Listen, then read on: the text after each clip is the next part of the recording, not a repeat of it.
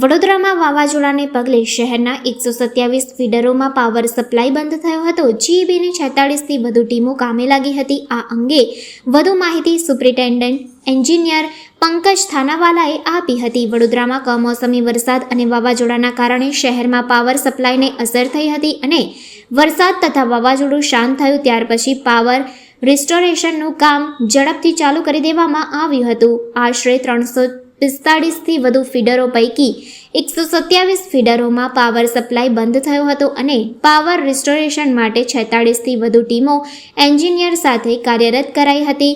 આ અંગે વધુ માહિતી સુપ્રિન્ટેન્ડન્ટ એન્જિનિયર પંકજ થાનાવાલાએ આપી હતી। હું છું superintending engineer Baroda city circle MGVCL। આજે સાંજે જે કમોસમી વરસાદ અને વાવાઝોડું આવ્યું તેના કારણે બરોડા સિટીનો પાવર સપ્લાય બેડલી અફેક્ટેડ થયો છે અને વરસાદ અને વાવાઝોડું શાંત થયું ત્યાર પછી પાવર રિસ્ટોરેશનનું કામ પણ ઝડપથી ચાલુ કરી દેવામાં આવ્યું છે।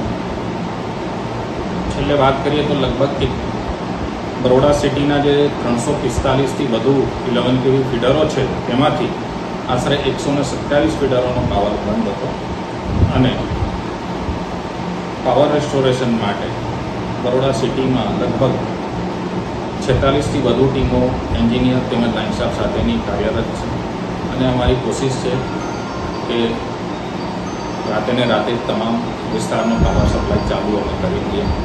અત્યાર સુધી લગભગ 3 થાંભલા પડ્યાના સમાચાર છે। વધુ જેમ જેમ સાઇટ વિઝિટ થશે તેમ બીજી માહિતી આવશે, પરંતુ અમે કમિટેડ છીએ પાવર સપ્લાય વહેલી તકે ચાલુ